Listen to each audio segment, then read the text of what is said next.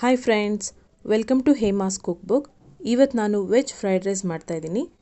ಇದಕ್ಕೆ ಒಂದು ಬೌಲ್ ಈರುಳ್ಳಿ ತೊಗೊಂಡಿದ್ದೀನಿ. ಈರುಳ್ಳಿ ನಾವು ಎಷ್ಟು ಜಾಸ್ತಿ ಹಾಕ್ತೀವೋ ಅಷ್ಟು ಟೇಸ್ಟಿಯಾಗಿರುತ್ತೆ. 1 ಕಪ್ ಕ್ಯಾಬೇಜ್, 1 ಕಪ್ ಹಸಿ ಬಟಾಣಿ, 1 cup carrot, 1 cup beans, 1 cup capsicum, Aachi fried rice powder.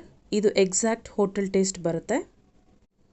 ಇದ್ರ ಜೊತೆಗೆ 4 ರಿಂದ 5 ಹಸಿಮೆಣಸಿನಕಾಯಿ, ಹಚ್ಚಿದ ಕೊತ್ತಂಬರಿ, 2 tablespoon Aachi fried rice powder, 2 tablespoon ಆಗುವಷ್ಟು ಹಚ್ಚಿದ ಬೆಳ್ಳುಳ್ಳಿ, ರುಚಿಗೆ ತಕ್ಕಷ್ಟು ಉಪ್ಪು, 1 ಟೀ ಸ್ಪೂನ್ ಪೆಪ್ಪರ್ ಪೌಡರ್ ಹಾಗೂ ಗಾಣಾ ಬ್ರ್ಯಾಂಡಿನ pure cold press groundnut oil. ಈಗ ಒಗ್ಗರಣೆ. ಕಾದ ಬಾಣಲಿಗೆ ಸಣ್ಣ ಕಪ್ ಆಗುವಷ್ಟು ಎಣ್ಣೆ ಹಾಕ್ತಾಯಿದ್ದೀನಿ. ಮೊದಲಿಗೆ ಬೆಳ್ಳುಳ್ಳಿ ಸ್ವಲ್ಪ ಬಾಡಿಸ್ಕೊಂಡಿದ್ದ ನಂತರ ಹಸಿಮೆಣಸಿನಕಾಯಿ ಖಾರ ಬಿಟ್ಕೊಂಡ್ಮೇಲೆ ಈರುಳ್ಳಿ ಹಾಕಿ 2 ನಿಮಿಷ ಆದಮೇಲೆ ಬಟಾಣಿ,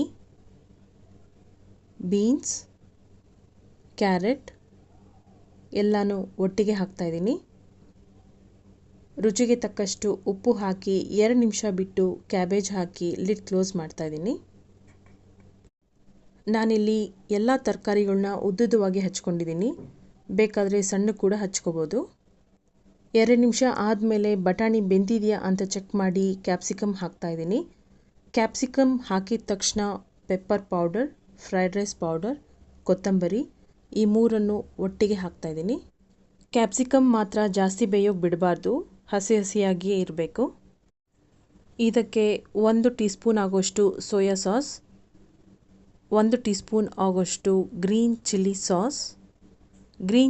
ಸಾಸ್ ಆಪ್ಷನಲ್, ಇಲ್ಲಾಂದರೆ ಸ್ಕಿಪ್ ಮಾಡ್ಕೋಬೋದು.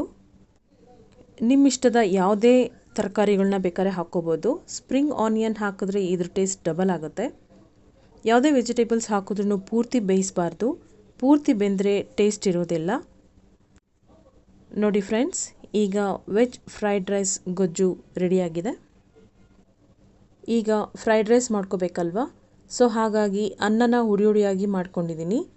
ಈಗ ಗೊಜ್ಜು ಹಾಕಿ ಚೆನ್ನಾಗಿ ಮಿಕ್ಸ್ ಮಾಡ್ತಾಯಿದ್ದೀನಿ. ಮಿಕ್ಸ್ ಮಾಡಿದ್ಮೇಲೆ ಸ್ಟವ್ ಮೇಲೆ ಇಟ್ಟು ಸ್ವಲ್ಪ ಫ್ರೈ ಮಾಡಿ ಟೊಮೆಟೊ ಸಾಸ್ ಜೊತೆ ಸರ್ವ್ ಮಾಡಿದ್ರೆ ಅದರ ಟೇಸ್ಟ್ ಬೇರೆ ಲೆವೆಲಲ್ಲೇ ಇರುತ್ತೆ. Thanks for watching friends. Please subscribe ಮಾಡಿ ಹಾಗೂ ಪ್ರೋತ್ಸಾಹಿಸಿ.